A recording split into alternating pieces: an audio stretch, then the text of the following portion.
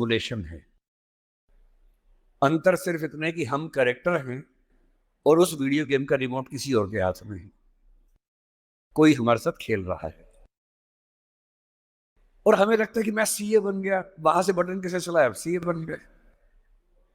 और आप उछल रहे हैं, ये कर रहे हैं, वो कर रहे हैं, अचानक उससे गलती हुई, यहां मामला खत्म।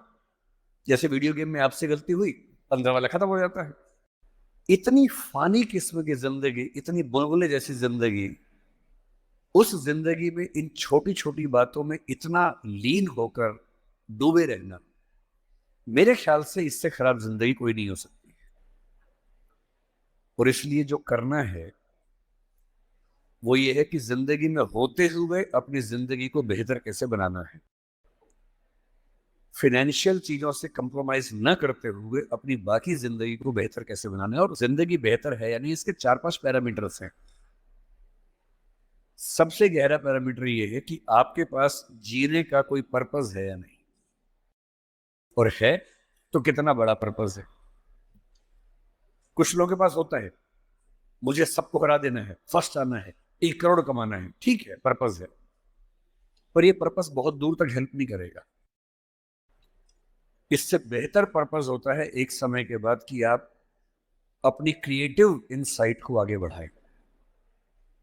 मैं ऐसे कई सीएस को जानता हूं जो सीए हैं, पर उनको लगा कि मेरी जिंदगी इतनी सीमित नहीं है, मुझे कुछ और करना चाहिए। तो उनमें से एक शेखर कपूर बन गया। उसने मिस्टर इंडिया फिल्म बनाई, बैंडिट क्वीन बनाई, कितना कमाल किया। एलिजाबेथ फिल्म बॉलीवुड में बनाई।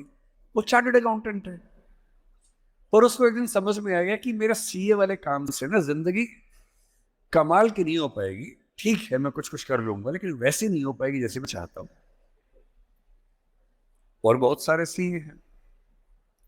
एक सीए को लगा कि मुझे देश को भी सुधारना चाहिए, वो सुरेश प्रभु बन गया, रेल मंत्री बन गया। एक और सीए को लगा कि मुझे एक नई पॉलिटिकल पार्टी में ईमानदारी का संदेश लेके जाना चाहिए, वो राघव चड्ढा बन गया। इतने सारे सीएस हैं। कोई पॉलिटिक्स में आ गया, कोई उद्यम में चला गया। एक सीए बाहर से पढ़ के आया, उसको लगा मुझे तो मीडिया की दुनिया को रेगुलेट करना है, अच्छा बनाना है।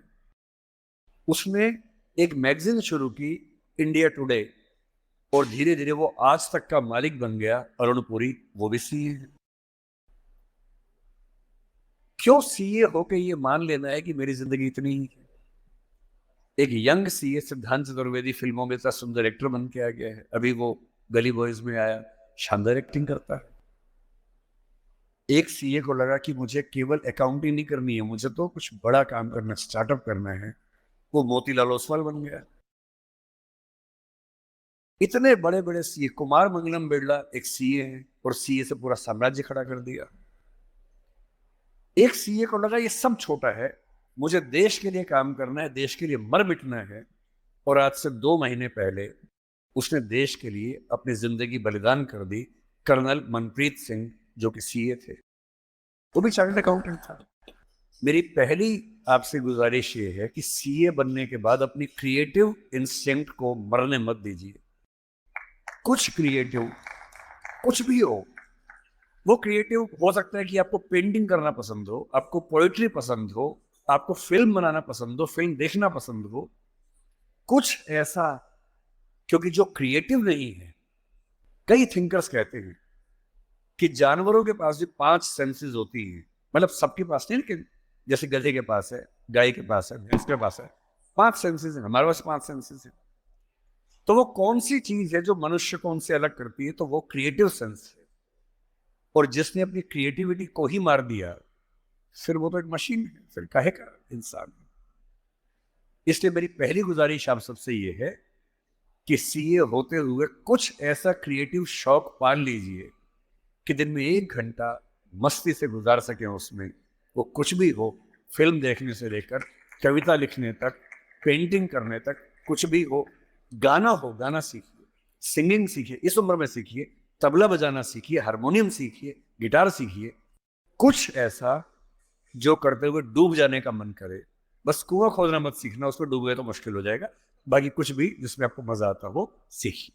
दूसरा, एक ऐसा पर्पस जीवन में रखा, बेशक इतना सा पर्पस हो, जैसे आपके लिए सबसे आसान क्या है, अपने आसपास दो चार पांच लोगों को सिर्फ इतना समझा दीजिए कि फाइनेंशियल विजडम जीवन में कैसे काम करती है, अपने पैसे का इस्तेमाल कैसे करना है, पैसा कमा के कैसे सेव करना है, कैसे इन्वेस्ट करना है, क्योंकि उस मामले में आपका मुकाबला कोई कर नहीं पाएगा।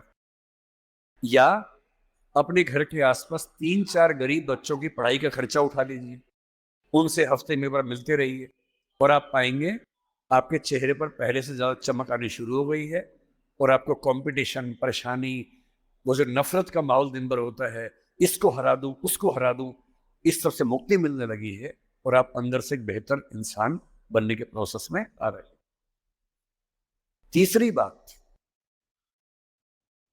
आप कितने भी सफल हो, यदि आपके जीवन में कुछ खास रिश्ते ऐसे नहीं हैं, जिन रिश्तों के साथ, चाहे वो प्रेम का हो, विवाह का हो, भाई का हो, बहन का हो, दोस्त का हो, जिनके साथ आप अपने मन की हर बात खुल के कर लेते हैं, तो आपका फाइनेंशियल अकाउंट चाहे कुछ भी हो, दरअसल आप एक दिवालिया इंसान हैं, बैंकरप्ट इंसान है। आपके अकाउंट में कितने जीरो हैं वो काम नहीं आएगा, आपकी जिंदगी का जीरो बहुत बड़ा है। इंसान को इंसान बने रहने के लिए कम से कम दो तीन ऐसे रिश्ते चाहिए होते हैं जहां वो पूरी तरह से सहज होकर रह सके, जहां उसको पर्दा न लगाना पड़े। हम सब दिन भर पर्दे लगाते रहते हैं, खुद को ढकने में लगे रहते हैं, जब भी किसी से बात करते हैं खुद को छिपाते ज्यादा हैं, सामने कम लाते हैं, क्योंकि समाज का उसूल ऐसा होता है। कोई तो ऐसी जगह हो, कोई तो ऐसा इंसान हो जहां आपको पर्दे की जरूरत ना हो, आप खुल के अपने मन की बात, हर बात कह सके। इसलिए मैं अपने जो काउंटर पार्ट्स हैं, चाहे वो सिविल सर्वेंट्स हो, चाहे आप सीए हैं, मैं अक्सर कहता हूँ कि जिंदगी की बैलेंस शीट में पैसे के साथ साथ creativity, emotional satisfaction, personal space. Personal space का मतलब ये होता है कि आपका जीवन बहुत सारे लोगों का है, आपके परिवार का है, आपकी कंपनी का है, आपके क्लाइंट का है, सबका है। और अक्सर आप देखेंगे कि आपका जीवन सिर्फ आपका नहीं है, बाकी सबका है। दिन भर ऑफिस में रहे, 24 घंटे मिलते, 8 सोने में गुजर गए, एक दो घंटे तैयार व्यार होने में चले गए 10। आपकी जॉब कम से कम 8-10 घंटे कम से कम लेती होगी, सीए की जॉब तो बड़ी मुश्किल है, 20 घंटे हो गए। घर पहुंचे, परिवार ने कहा कि हमारा टाइम, पति या पत्नी ने कहा मेरा टाइम, बच्चों ने कहा मेरा टाइम, उनको दिया, सब हो गया, अपने लिए कुछ नहीं बचा। और इसी जद्दोजहद पर एक शायर ने, कृष्ण बिहारी नूर ने, कितनी सुंदर बात लिखी, वो सुन के हिल जाएंगे आप। लगता है कि हम सबकी जिंदगी का स्कैन, एक्सरे निकाल दिया हो। उसने कहा, इतने हिस्सों में बट गया हूं मैं, कंपनी, क्लाइंट, परिवार, बच्चे, स्कूल, ये सारा ठिकाना, इतने हिस्सों में बट गया हूं मैं, मेरे हिस्से में कुछ बचा ही नहीं। जिंदगी से बड़ी सजा ही नहीं, और जुर्म है क्या पता ही नहीं। तो जब जिंदगी के अपने हिस्से आप बांट रहे हो सबके लिए, हो सके, मैं तो करता हूं रोज, हो सके तो रोज कम से कम आधा या 1 घंटा सिर्फ अपने लिए रखना है, जिसको मी टाइम कहते हैं आजकल के लोग। वो मी टाइम कैसे आ सकता है? उसका एक आसान तरीका ये है कि जब आप घर से ऑफिस, या ऑफिस से घर जाएं, अगर खुद ड्राइव करते हैं, वो मी टाइम हो सकता है। उसमें फोन को ऑफ कर दीजिए, अपने आप से बात करते हुए चलिए, अपने आप से सवाल, अपने आप से जवाब, अपने आप से ठहाका मार रहे हैं, कुछ सोच रहे हैं, उधेड़ बुन में हैं। अगर वो नहीं मिलता टाइम, तो घर पे या ऑफिस में कुछ आधा घंटा निकालिए, कागज पेन लेके बैठिए, कुछ पॉइंट्स नोट कीजिए, और रोज सोचिए कि आज का दिन मेरे जिंदगी को किस तरह से कंट्रीब्यूट करता है, अगर करता है या नहीं करता है।